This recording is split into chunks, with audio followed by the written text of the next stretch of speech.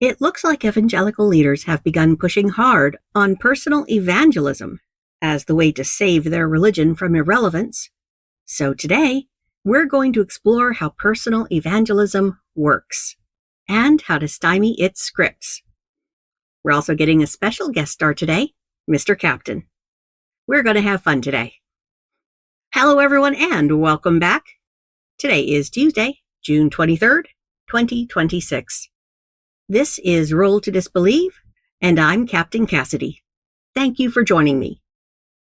I'm excited about today's topic because it really does illustrate something about Christianity that I think is really important. Recruitment, which is what evangelism is all about manipulation with this crowd. And you won't find a better illustration of that fact than the evangelism script that we will be covering here.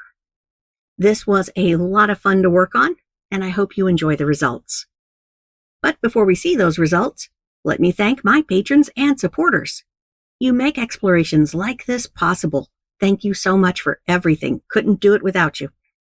If you're hearing this and you're not one of them yet, I welcome your support as well. Please check out the links at the end of today's topic write-up. It'll be on Patreon under Roll to Disbelieve, one word, or over at our official website, rolltodisbelieve.com. There's different options available there, and I appreciate whatever you decide to do. And now, our situation report.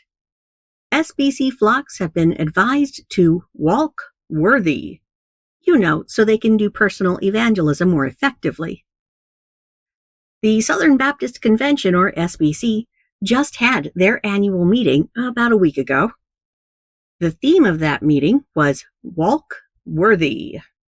The phrase comes from Ephesians 4:1-6, which is where Paul advises his followers to, quote, walk in a manner worthy of the calling you have received. In announcing the theme, a site called Biblical Recorder quotes the departing SBC president, Clint Presley, as saying this, quote, Presley called Southern Baptist to be a witness across the city. He means Orlando, which is where they held the annual meeting this year. Continuing, and hopes that the people of Orlando will know there's been a Christian at my restaurant. Why? Because we're walking in a manner worthy of the Lord that is displayed in how we treat one another. Unquote. This is important, though. SBC leaders aren't advising the flocks to walk worthy just because that's what they should be doing. They view it as part of what they call a good witness, to use the Christianese, just part of what makes personal evangelism more effective. Witness is a Christianese term. It describes overall credibility as an evangelist. So, in other words, acting like a decent human being becomes part of the sales pitch. As Presley explained a bit further in that Baptist Recorder post, quote, it is our intent as Southern Baptists that we not only preach a gospel that saves people from hell and sends them to heaven, but it's a gospel that shows up in our very lives, that you see it, that you feel it, that you hear it, unquote. This year's annual meeting theme and its purpose tells us that the SBC looks like it's gearing up for another big push for personal evangelism. It's that type of person-to-person recruitment that the flocks have traditionally, collectively, never wanted to do. More than ever, evangelical leaders generally view personal evangelism as the only way they're going to get out of this decline. In the SBC in particular, denominational leaders push hard on personal evangelism, and they have for years. Yeah, the pandemic distracted them a bit, but it looks like they're circling back to that push. Knowing that, today we're going to look at how personal evangelism works and learn exactly why the flocks have tacitly decided it's really just not their thing. And then I'm going to show you how one person destroys the script that these flocks have been taught to use. First, we'll have a quick rundown about personal evangelism itself. In Christianity, you've got large-scale evangelism, mission events, and personal evangelism. The first one's probably pretty easy to suss out. If you've heard of those massive arena rock-style evangelism tours from people like Billy Graham, Those are the large-scale evangelism events. They are huge spectacles. They're headlined by the religion's biggest professional names. Often they draw thousands, tens of thousands of people to each performance. Mission events are smaller scale, and they might be staffed by volunteers like Beach Reach is every year for the SBC, but the focus is generally wide scale. It's not one person concentrating on just one other person. By contrast, personal evangelism happens person to person, often between people who are at least acquainted with each other, and it's usually kind of impromptu. Moreover, the evangelist is usually an amateur. They generally have next to no training in persuasive speaking. Here's the important part. As I said, the flocks don't like personal evangelism. Almost none of them will ever try it on you. If a Christian tries it, chances are good it's happening because they got shamed or pushed into doing it.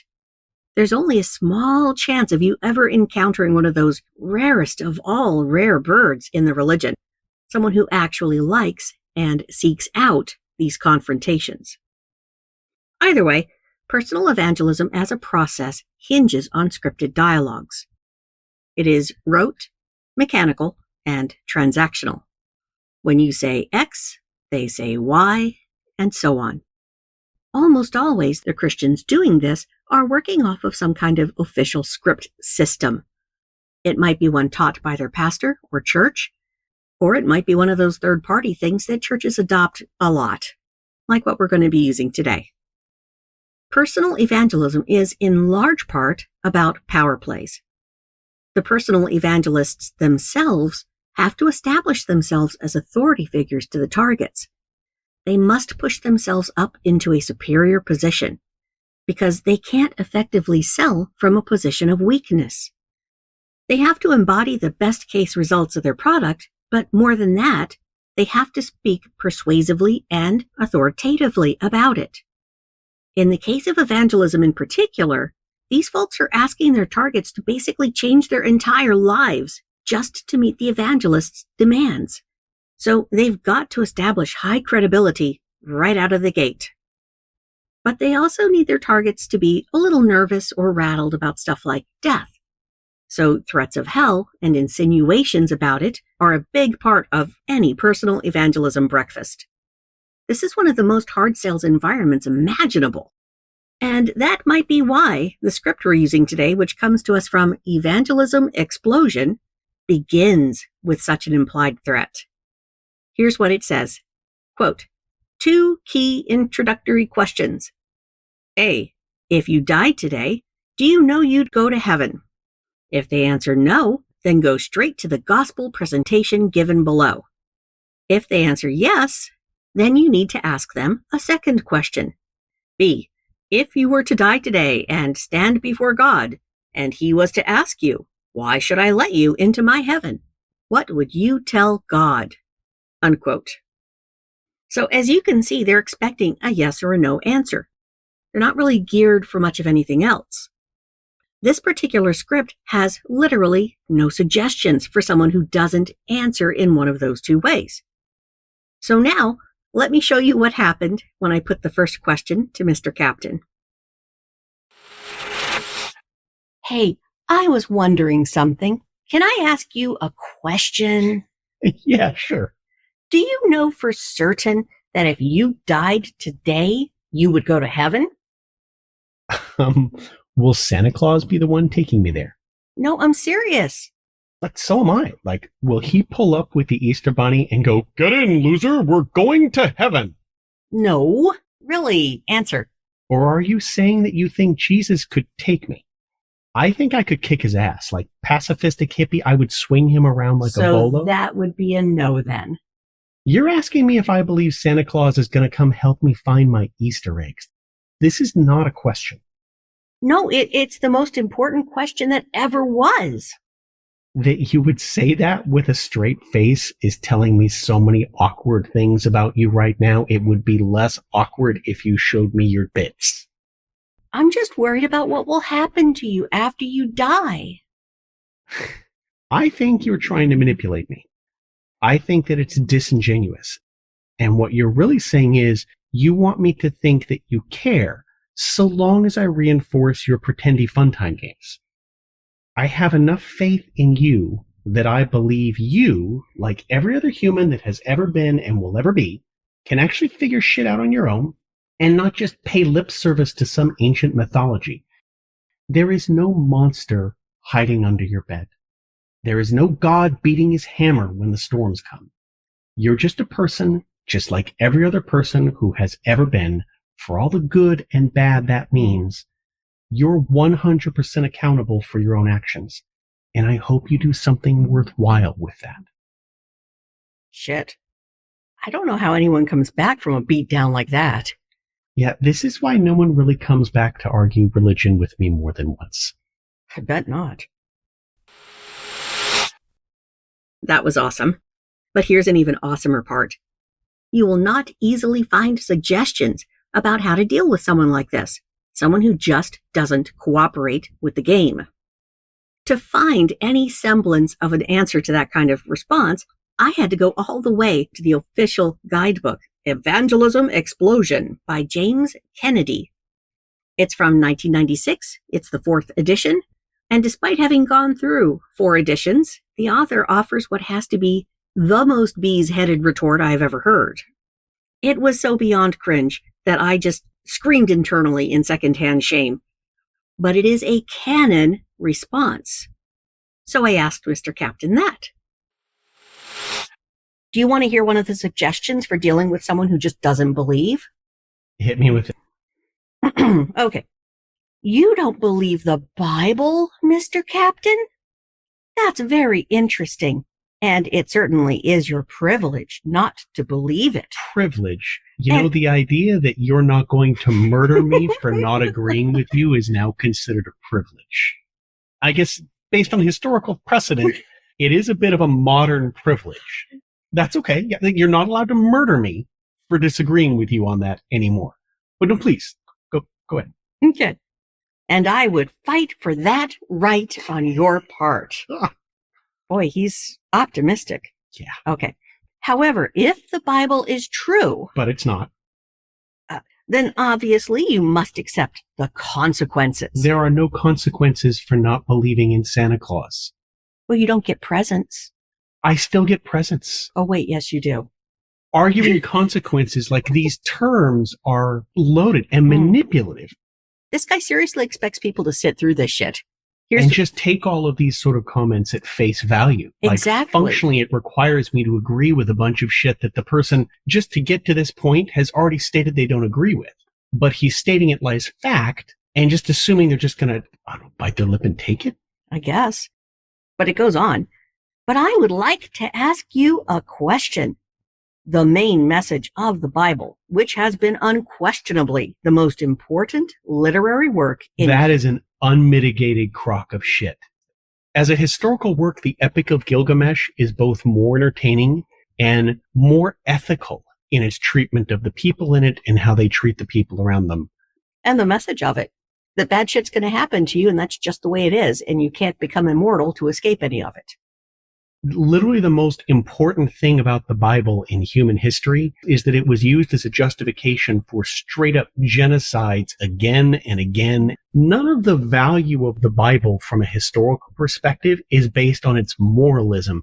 There's no moralism within it that was not already a facet of every given society. Oh, yeah. The only things that made the Bible impactful was this one religion's use of it as a means of justification to seize control and oppress or exterminate people who didn't agree.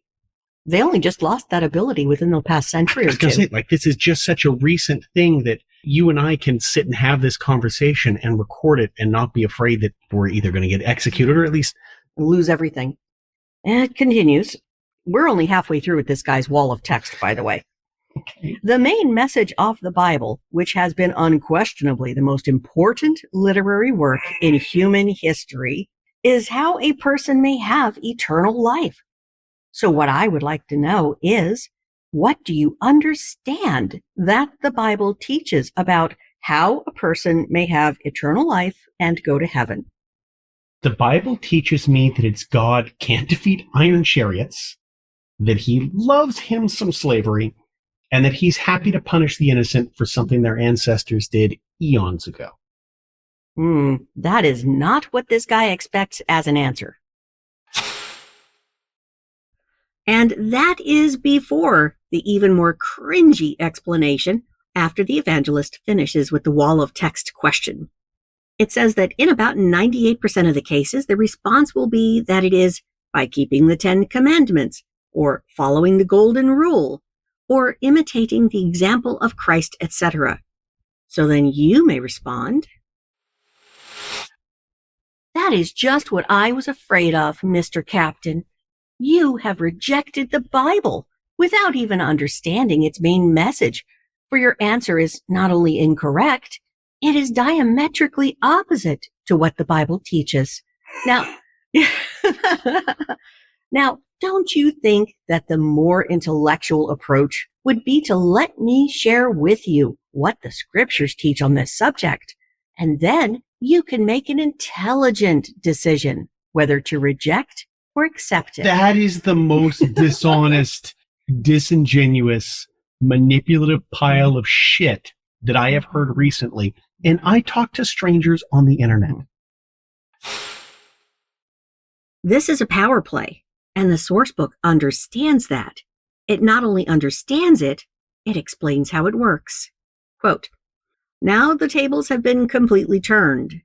Instead of being superior to the scriptures and above even listening to them, he now finds himself ignorant of even their basic message. And he must decide whether to listen to the message of the scriptures or be found to be not only ignorant, but also an obscurantist who desires to remain in his ignorance. This is the last thing in the world his intellectual pride will allow him to be. Therefore, he will almost invariably give you permission to tell him the gospel." Unquote. So in this evangelism system, the evangelist, James Kennedy in this case, must establish himself as superior to the target. In this encounter, the evangelist understands the Bible, while the target definitely doesn't. So the evangelist seeks to shame the target into allowing the evangelist to patiently teach him what the Bible teaches. And then, and only then, the evangelist will concede that the target can make an intelligent decision about accepting or rejecting it. But, spoiler alert, evangelists will never allow for an intelligent reason to reject their product. Intelligent decisions are acceptance and obedience, nothing else. But Mr. Captain refused to play that reindeer game too. His responses weren't any of those 98% answers, but he refused to accept either the evangelist or the mythology book as an authority source for anybody's life. Responses like that shut down the power play right out of the gate. Mr. Captain wasn't worried about accusations of being an obscurantist who desires to remain in his ignorance. And he shouldn't be. Nobody should be. Don't worry about salespeople accusing you of acting superior to the scriptures, or above even listening to them, as Kennedy put it. Evangelism explosion is just a hard sales system. It's meant to move product, which in this case is active participation in the evangelist's own church or denomination. Look at evangelism as a sales pitch, one that abuses social expectations. Whether that salesperson is your sister, a weirdo from work, a random dad you see at the kids' baseball games every week, they're still just trying to sell you something.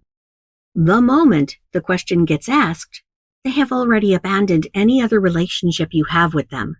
Now they are salespeople. You are the mark, the target. Your value to them has become, in a sense, monetary. This is why relationships get super duper awkward after a personal evangelism attempt.